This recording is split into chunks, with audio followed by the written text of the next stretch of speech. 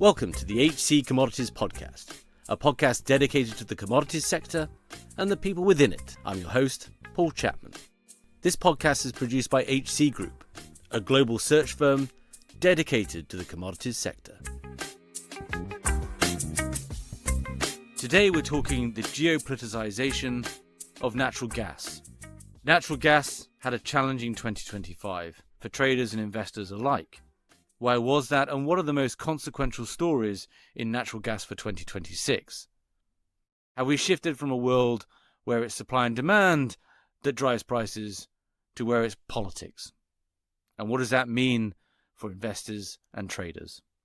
Returning to the show is Anne-Sophie Corbeau, Global Research Scholar at the Centre for Global Energy Policy. As always, you can really support the show by leaving us a positive review on the platform you're listening on, Spotify or Apple or even YouTube. It really helps us expand our audience and continue to get great guests. And as always, I hope you enjoy the episode.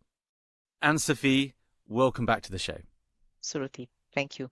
So we are talking about natural gas and what the most consequential stories for 2026 will be. And I guess an overarching headline of this is really a continuing geo-politicization, to use your phrase, of natural gas and how consequential that is to the story.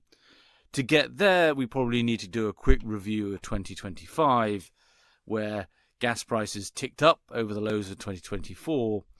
But it seems like in some ways it was the dog that didn't bark.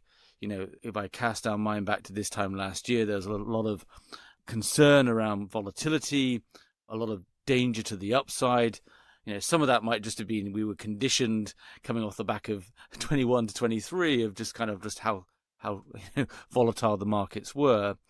But a lot of people lost a lot of money trading natural gas last year. It was a hard year. Can you just, I guess, tee up as much as you can what happened in 2025 and how the year played out? I know that's a very big question. Yes, absolutely. And thank you again for inviting me.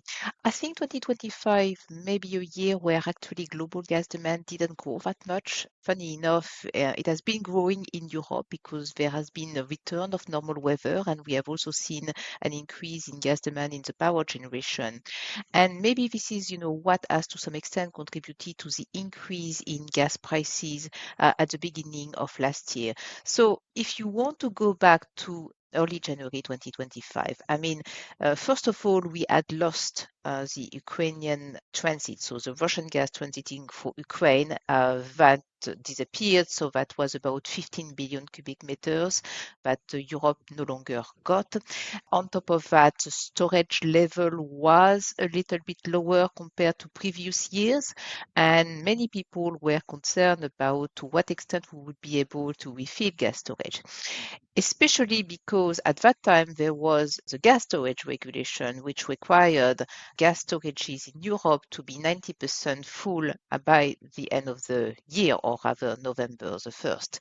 And combined with a certain number of stakeholders, trading companies taking very long positions and betting that, of course, Europeans would be ready to pay a lot like they did in 2022, well, everything collapsed in mid-February when suddenly the regulation on storage was relaxed. And you can really see that, between November 2024 and mid-February 2025, there is this gradual increase in terms of gas prices. And as soon as the relax of the regulation is announced, it's a little bit like a souffle.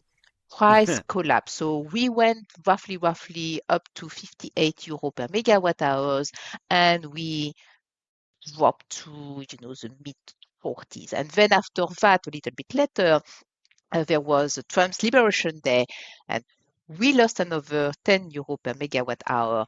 So at that point, European gas prices, and of course, I mean, they are driving Asian spot prices as well, but European gas prices started to be in the mid 30 euro per megawatt hour. Of course, they increased when there was this conflict between Israel and Iran mid-June. But after that, let's face it, I mean, we have had a fantastic moment of stability from the middle of the summer up to actually when we started withdrawing gas from storage. And the funny thing is that as soon as we started withdrawing gas from storage, which is usually the moment where there is a little bit of tension, prices have dropped further. Mm. They went to below 30 euros per megawatt hour. So almost not quite back to where we were at the beginning of 2024, which was a moment where gas prices were really becoming low. And that was a sign that finally we are starting to see the results of the incoming LNG wave, which is starting to hit the market. Yeah. But if we press on the pause button, we have all to agree that gas prices are still much higher than what we had in the kind of normal period like 2015, 2019, when they were, in the $5 to $8 per MMBTU, so like 15 to 20 euro per megawatt hour. We are still in like, okay, right now we are increasing again above 30 euro per megawatt hour, but with a well, not very, with a tight market. Yeah. We are not out of the woods yet. Yeah. The second thing, which was very interesting, of course, in 2025 was, yes, finally the supply wave is starting. It has beautifully started in the United States with two projects starting, so Plaquemine and Corpus Christi stage 3, and we had also Canada LNG, which has started, as well as Senegal and Mauritania. So this has contributed to finally having quite healthy increase in LNG trade. Last year, I think we are probably now just below 600 billion cubic meters. So that's good, especially after 2 years in 23 and 24, where actually the increase in LNG trade was not that much and just a few million tons, so very, very small increases. And also the remarkable thing was that in Asia, demand didn't grow so much, and in particular in China, it has dropped. And when I am looking at the beginning of 2025, I can note that people were a lot more optimistic about Chinese LNG demand growth, which was usually seen as positive, and actually it has dropped by about 13% or 10 million tons in 2025, which is not something that people were expecting. So Yeah. this Yeah. is because demand was very, very minimum, slow, and we had very healthy growth in production and pipeline supply. Yeah. And we're going to answer kind of go through the different regions and the fundamental market, but also the geopolitical overlay, as we look forward to 2026. But that was a fantastic synopsis and analysis of 2025. A couple of comments there and a question. One would be, it seems like every surprise caught those traders off guard, right? From the change in regulation through to the global phenomenon of a shooting war in the Middle East, and the next day prices drop, and then, as you say, the ramp up to winter, that's starting to draw on those inventories, again another drop, and at every stage you've seen significant losses, for the most part, in general, by trading houses, hedge funds, all the rest of it, right? It was a tough year in natural gas. There are obviously some successful winners out there, but in general, on balance. One question, I remember in the spring last year, you also had a huge dip. Oil prices were in the low 50s. That has had a commensurate knock on LNG contracts into Asia, because many of them have, as I understand it, indexed to oil prices. That itself was also causing significant pain. Is that a fair statement? And could you unpack that a little bit on the LNG side? I don't have all the details about that. However, it's really worth noting that when you have a long-term contract which is indexed on oil prices, usually the indexation is on several months, so that whatever happens on the upside or downside in terms of the price movement is actually average. So it's really totally different compared to what you can see on spot markets when you have an increase or drop. I mean, you can see that immediately, but this is totally different. So I'm not quite sure that this has played so much. I think what was really, I mean, to some extent, worrying, or maybe not worrying, market players was more what was coming from the Trump administration and this constant desire from President Trump to see oil prices going down to $50 oil. And we have seen that through, in particular, comments from the oil patch, which doesn't seem to be so happy because, in the US, oil price is coming down to $50. I mean, that's not so good for drilling. So, when you are looking at a certain number of comments, for example, the Texas quarterly reports, you can see that there is a little bit of annoyance. Fortunately for the oil and gas producers in the US, well, while oil prices have been generally going downward, gas prices have been going upwards with a lot of movements as well. I mean, we have seen a hell lot of movements in terms of Henry Hub gas prices, and we continue to see them actually. Yeah. The average was sort of $3.50, but actually the range was 2 to 10, right? I mean, there was some volatility there. Okay, so as we sort of stand here today, and taking the threads from last year, which was the ramp up in LNG finally having an effect. Yes, demand normalization in Europe with weather, but against a backdrop of very weak growth. And some, obviously, power generation. There's an AI story coming in here in the US, and we'll come on to the US and competition there. But an underwhelming story in demand in Asia, if I've got that all sort of correct. Let's stay on that LNG side. As 2026 and beyond unfurls, is the main dominant story here a heck of a lot of LNG coming online, trying to find a home. Absolutely. And I think this is on everybody's mind. And I should say that we are really seeing, two different camps. Those who are saying, don't worry, okay, there is plenty of LNG coming, but demand will be there. Demand will be there because, hey, remember, we have had relatively high gas prices. So, all these markets in Southeast Asia, India, etc., China, I mean, they have not grown to their potential. They can now absorb the much cheaper LNG which is coming. We are seeing this AI story, which is not only influencing electricity demand in the United States, but also in many other countries. I mean, a good example is Japan. Japan's new energy strategy, they have a plan A, which is consistent with, eating their greenhouse gas emission reduction targets, and they have a plan B, which is, what happens if we don't. And the funny thing is that all my Japanese friends have told me exactly the same sentence, the same quote, which is, okay, plan B, which is actually forcing eventually an increase in LNG demand in Japan, is actually plan A. So in Japan, they are much more careful about saying, okay, LNG demand is going to drop now. It's worth noting, however, in Japan that we have the big nuclear power plant which is coming back. So that is also an important signal. But in general, so everybody is looking at, this camp is looking at healthy gas demand, LNG demand growth in China, in India because of city gas distribution, in Southeast Asia because of electrification and also because gas production is declining. So, all these markets in Asia should be supporting most of the growth with potentially, a little bit of an upside in Europe. So this is the camp which is saying, no problem, this supply is going to be absorbed. And maybe you can have a sub-scenario there, which is, well, actually, we all know that LNG, there are always delays. So maybe this supply buildup is actually going to be slower than what people anticipate, which would also play in that category because then, if there is much less supply coming or at a slower pace, then of course it's easier to absorb. And in the opposite camp, there are those people who are saying, well, there's a lot of supply which is coming, and there is no way this is going to be absorbed. I mean, in Europe, we have probably reached our peak.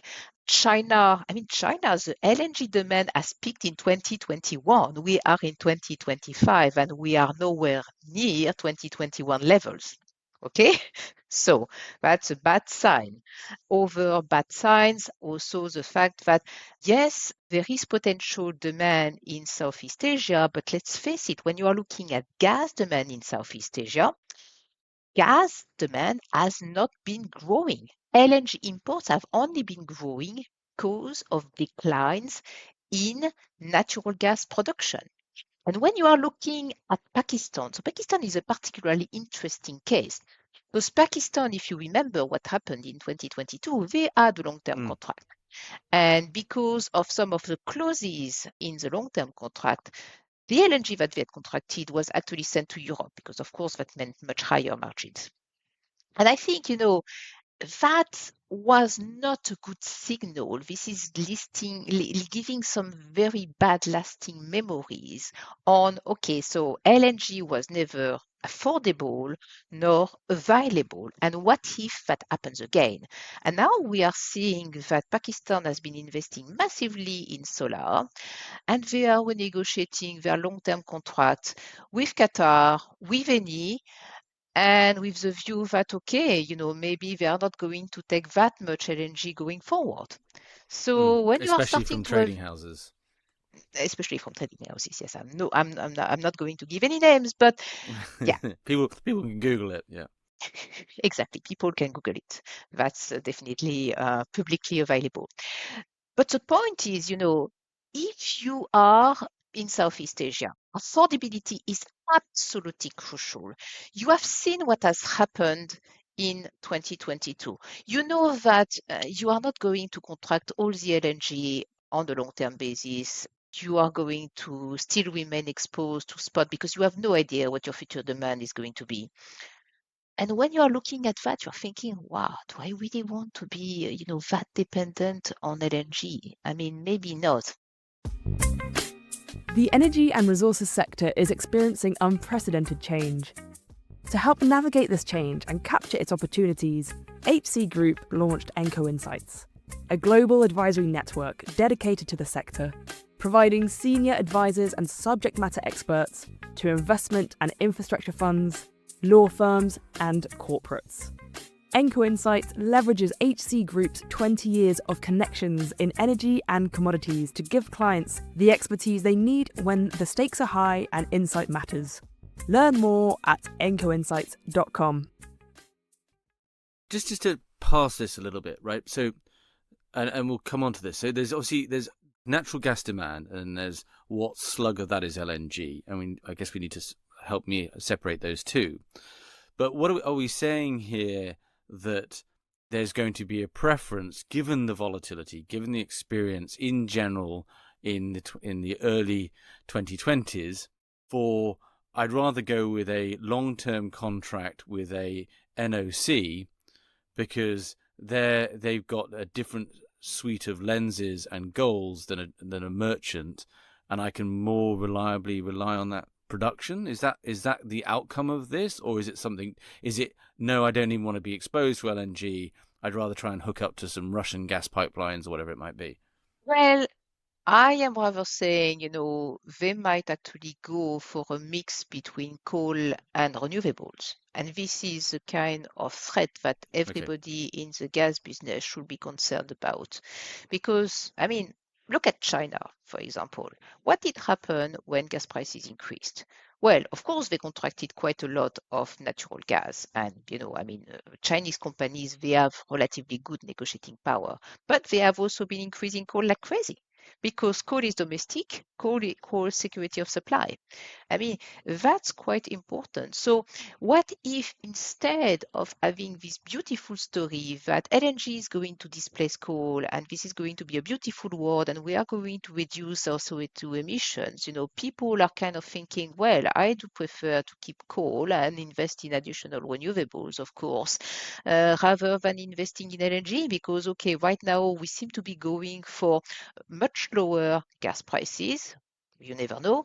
But what if at the beginning of the 2030s, which is almost tomorrow, we are going through another cycle of craziness? And especially given, this increased politicization of LNG with, this country not exporting to this country and bans and sanctions, etc., going around. I mean, this is what I think people in Southeast Asia have in their minds. Yes, they could be contracting on a long-term basis with large companies, but this is precisely what, for example, Pakistan has been doing with Qatar. I mean, the contract it's an oil-linked gas contract. However, I mean, they have right now too much LNG, so they are trying to resell it. So it's not sufficient that you have, price which is stable. In that case, they have simply decided to invest a little bit more into other energy sources. And this is the meta challenge of the commodities sector, really, of the last year and beyond, which as soon as you move outside of, and we've seen these distortions as a result of sustainability, right? But as soon as we move into a world of security of supply being the most important element, then suddenly you get this automatic geopoliticization of gas, but then it also starts getting wielded as a tool as well, and we get this blocketization, and I'll trade, as you said, I'll trade with these group, but not with these group. These guys align to my political views, these people don't, and it all starts fracturing these markets, and your capacity to do risk management gets challenged. We'll end up back at that point. Just on that LNG front, can you give some sense of scale about how much more LNG is going to come online toward the end of the decade? And is it going to be so much that it kind of washes away these temporal concerns over switching between coal and renewables and all the rest of it? So if I'm looking at the total capacity which was under construction FID at the beginning and starting at the beginning of 2025, we had about 400 billion cubic meters. So now about 60 BCM of LNG export capacity has come online last year. So we are left with about 340 BCM, which includes projects like Mozambique LNG, the last two trains of Arctic LNG 2. So you can consider these are a little bit more uncertain than the rest of the pack. So maybe let's say that we have at least 300 billion cubic meters of LNG export capacity coming to the market, but by the beginning of the 2030s, so 2031, 2032. So that's what we are looking at. Now, as I mentioned, how much is that in context of demand? Sorry. Yes, let me come to that. So, as I mentioned, LNG trade is, I think, roughly at 600 billion cubic meters in 2025. So that's quite a healthy number. So we are looking at a plus 50% increase in terms of capacity, taking into account that, of course, LNG trade and production is probably going to decline coming from a few other countries, like those which have been seeing declining LNG exports over the past years, like Trinidad and Tobago, Indonesia, Egypt right now is almost no longer exporting. So, there will be a compensation. But most forecasts, like the Shell OIS, IEA, etc., are looking roughly at LNG demand being at about 800 billion cubic meters by 2030. So we have quite a bit of growth in front of us. Adding 50% of current capacity, that is a huge amount coming online. There's a lot of hope pinned on demand there, and that's obviously displacing coal and other more hydrocarbon intensive and polluting fuels, but also on growing demand itself. And AI is sort of the god of the gaps in this case, where it solves all equations when you plug it in for X, right? We'll see, but let's now look at that demand picture, right? Okay, so let's start before we come to Europe, which has real elements of this geopoliticization. Let's talk China, Asia in general. When you come back to China, a 13% drop in demand. LNG imports, not demand. Demand has grown by a few billion cubic meters, but that's not a good signal. Yeah. Okay. So exactly, that's my question. So demand is kind of anemic, and obviously, as I understand it, you're going to supplies around the world, flows around the world have shifted. They've now got there's proposed new pipelines and stuff from Russia. What is that LNG story for China? Do you see that continuing to drop as precipitately as it did in 2025, I mean, that would have real consequences for all this investment going into LNG. If LNG demand in China drops in 2026, then it's a real big problem. I don't see that happening because there is one crucial element which is going to be missing, which is the increase in pipeline supply from Russia. Power of Siberia 1 is right now at capacity 38 billion cubic meters. There was a 8 BCM import increase in 2025 that we are not going to see again. So these pipelines are at capacity. Central Asian gas exports are struggling, especially coming from Uzbekistan and Kazakhstan. So unless Russia is sort of backfilling, sending gas to these countries so that they can continue to export to China, we shouldn't see a lot of upside there. No, the real danger, I think, and something that people have not really well understood, this is coming from domestic gas production. And domestic gas production has been exceptionally healthy over the past years. And I don't think people had really that on their radar. I mean, I do remember when I was looking at that years ago, people were thinking eventually, this growth is going to slow down, etc. Well, it has not. And this is not only because President Xi Jinping is telling the NOCs, you should win more, we need more gas. I think, there is a real question mark about this is actually growing healthily in China. And this is helping them continuing to meet, their demand. And the real question is therefore, okay, so assuming that gas production continues to grow at the same rate, what is going to be the evolution of natural gas demand over, the coming few years? And well, most of the demand is driven by, residential sector, industrial sector. Where I see the most disagreement is on the fate of the power generation. I mean, it's not growing so much there. I mean, people tend to forget that, the role of natural gas in China is completely different compared to that in other places. However, the only strong signal for demand has been what has been happening with LNG trucks. So there have been a lot of LNG trucks in China. This is, a real sort of game changer. So unless the government says, okay, actually we don't really want to increase that demand too much, so we are going to play with, I mean, you know how it works in China. We are at the beginning of the new 5-year plan. So, if something is being said at the top level, it's going to trickle down through the provinces and then things will happen. What is important is, again, coming back to the geopolitics.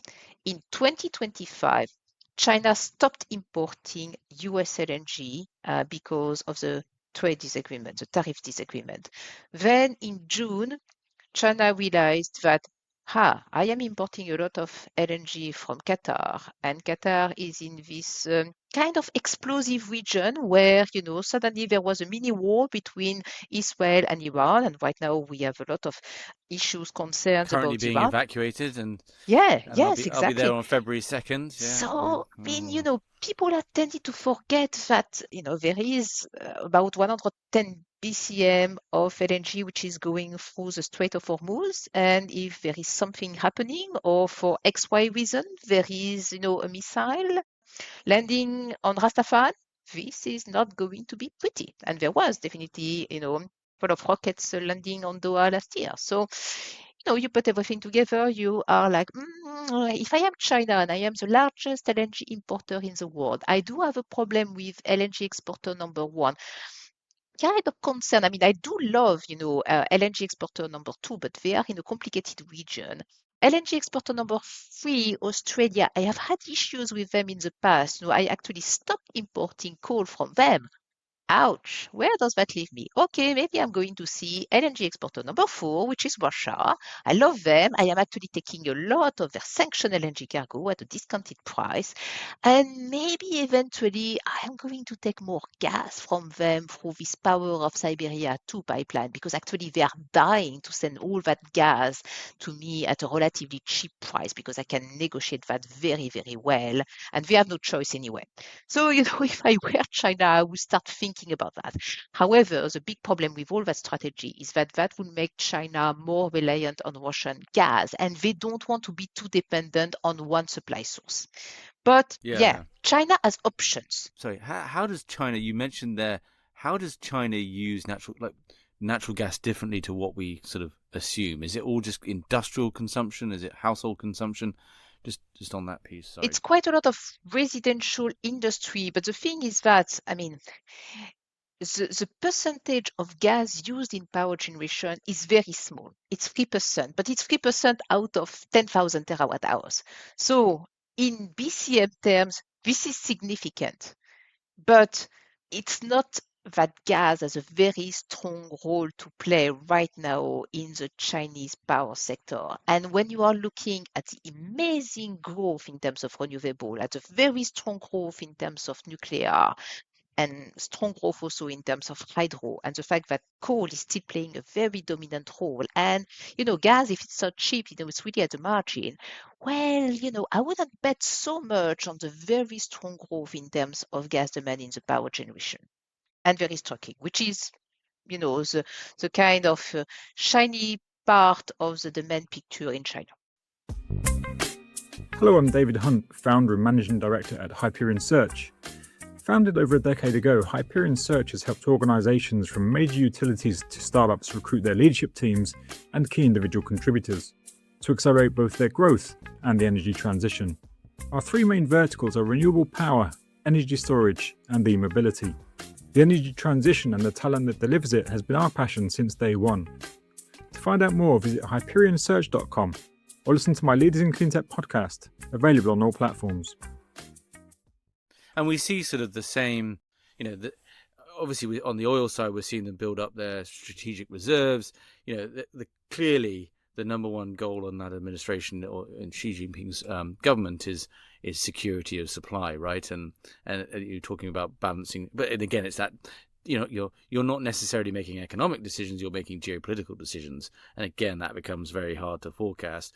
I assume that will give the US exporters significant concern. I mean, yes, they complained about the Biden administration pausing of permits, but causing spats with China and now Europe probably gives them a pretty big late night boardroom concerns about actually their big strategy paying off.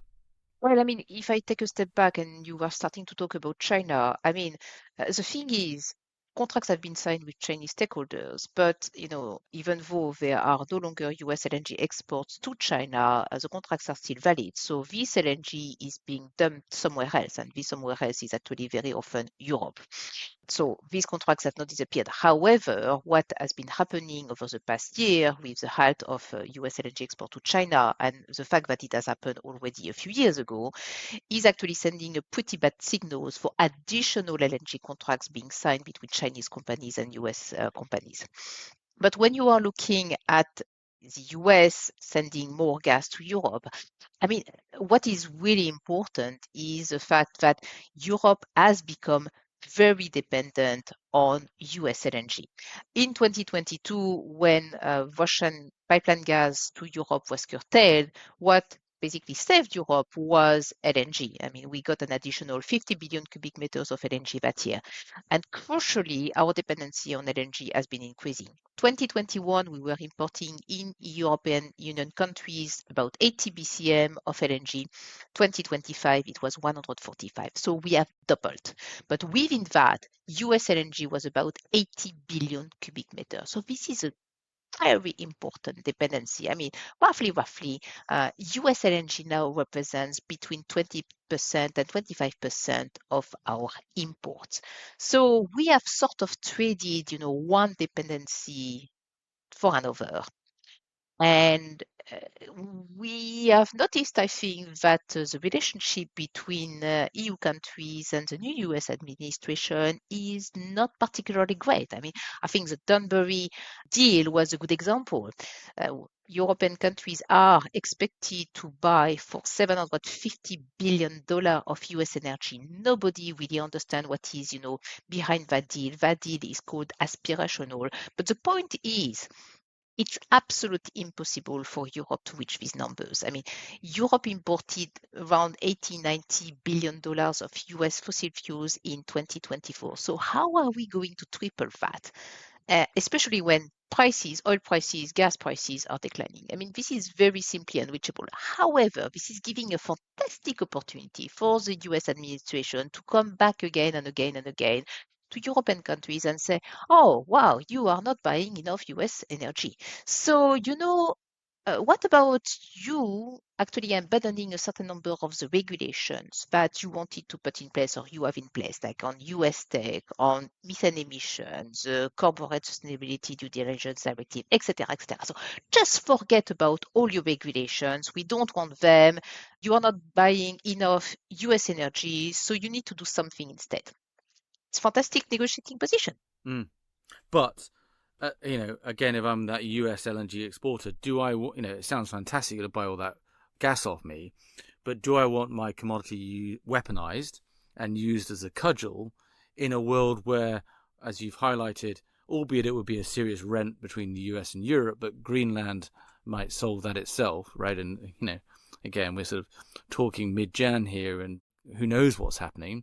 And, I don't think it's being alarmist saying that there aren't significant concerns, for Europe. But we have this wave of LNG coming. Europe could, presumably an increased price, but could compete for Qatari LNG, other supplies to meet their demand, which isn't growing. Yeah, no, our demand is definitely not growing, and it's true that we could basically go to the Qataris. We'll be absolutely delighted. You may have noticed that the relationship with the Qataris are not particularly great either. First of all, because during the crisis, the Qataris were pretty insistent on the fact that the Europeans needed to sign long-term contracts, and the Europeans were not particularly keen to sign long-term contracts. I think we had, when Minister Habeck visited Qatar, the Qatari authorities were not particularly happy when he said, well, we need maybe, 5 to 10-year contract. No, they want like a 20-year contract, even 27-year contract have been signed. So, they have different mindset, and also they don't like the CS3D, the Corporate Sustainability Due Diligence Directive. This is something that they hate profoundly because of the potential penalty. So that would be a totally different thing to do, but it's true, however, that quite a lot of the LNG coming from Qatar, which is coming to the market over the next few years, is not contracted. So it could be contracted if we were really that desperate by Europeans. But what do you do with all the existing contracts that companies have with US LNG?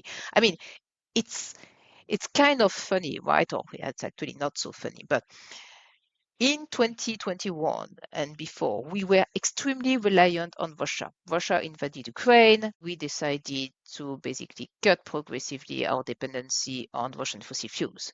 Now, what happens if the US takes over Greenland? I don't know. I mean, our European head of state just going to sit there and smile, which is pretty much what has been happening over the past year? Or are they going to say, okay, we can no longer be too dependent on US energy, so forget about Thunberg and everything, and we are just going to also reduce our dependency on US energy, which basically means you need to very, very fast reduce your dependency on fossil fuels, which is actually aligned with, the Green Deal and the net zero ambitions of Europe. Yeah. But when you are trying to disengage yourself from the overwhelming petrostate that the US is, then you are going to become a little bit more dependent on electrification. And electrification, that means becoming more dependent on the electrostate. And the electrostate is China, which is controlling, the solar panels, the batteries, and all these things, the Which electric is the vehicles. precise opposite that the This is a US... different. Yes, this is a different one. And Tatiana, my colleague Tatiana and I, we published a paper just before Christmas, which was, EU in an electrostate and petrostate world, where we were, looking at how Europe could potentially navigate and not be basically smashed by the two superpowers. We are really caught between these two superpowers, which have completely divergent strategies. And how can we navigate becoming less dependent on fossil fuels while not being too dependent on all the Chinese technologies. And we need to invest very wisely there. And it's not easy. And I'm not completely sure that Europe can do it because, as you might know, I mean, in Europe, we are very good at regulating stuff, at announcing grandiose plans, etc. And a few years later, when you actually ask what has happened with all those grandiose plans, the battery factories and the gigafactories of Yeah, electrolyzers, yeah. etc. Well, not that much, but hey, who knows? Maybe how so politicians are going to grow spine. I mean, I am not very hopeful because one of the key countries in Europe, France, is an absolute disaster when it comes to government. I mean, we are supposed to have a government. I mean, the government is only dealing with the budget right now, which they have not even managed to achieve over the past year. So I have stopped counting the governments that we have, and maybe we are not going to have a government for very long. So it's not a particularly happy story. But No. hey, Well, war and proxies to it are the mother of invention and innovation. exactly. So, but just to test the just a statement on that, right? Actually, what's sort of the deep irony is the black box of China is more intelligible for market participants right now than the US is, right? And that is the real challenge here. And I guess I want to test this hypothesis because it strikes me that if I'm a trader right now, or a merchant or a major, whatever I'm doing, and I'm sort of thinking about my LNG strategy, my investment, if I were to take you back to 2016, January 2016, Anne-Sophie, and we were having this conversation, my suspicion is that 80% of it would be focused on contracts, oncoming supply and demand curves, right? Absolutely. And 20%, Absolutely. 20% politics. But today, it seems like it's 90% politics. Yeah. And I mean, if I were back to my previous job at BP, I mean, where what I was doing was, I mean, on one side, the energy outlook and, also for, inside stakeholders, the short-term and mid-term forecast. I mean, short-term and mid-term forecasts were essentially fundamentals, what's happening, oil, nuclear, etc., etc. I mean, now I say it's a lot more about geopolitics. What is the next crisis and how do we prepare for it? That's the game right now. And this is what everybody, I think, in the trading houses are doing. I remember at the FT conference in Lausanne last year, one of the CEO of the big trading houses joked saying, well, I think, we in Geneva are now going to be working in the afternoon so that we are aligned with, US working hours because everything is happening in the United States and what you have to follow is Truth Social. Yeah, well, maybe he's right. The CEOs, the heads of, we've just done an episode with Roland Rechsteiner talking about the privileged few that have these trading platforms that can deal with this level of volatility, right? But it's fascinating to say that those heads of those trading houses, all of them have been in and out of the White House over the last few months, sat around a table alongside the heads of oil companies, right? They're now material players here. And whereas a decade ago, they certainly would, they wanted nothing to, they didn't want to be anywhere near DC, right, for a variety of reasons.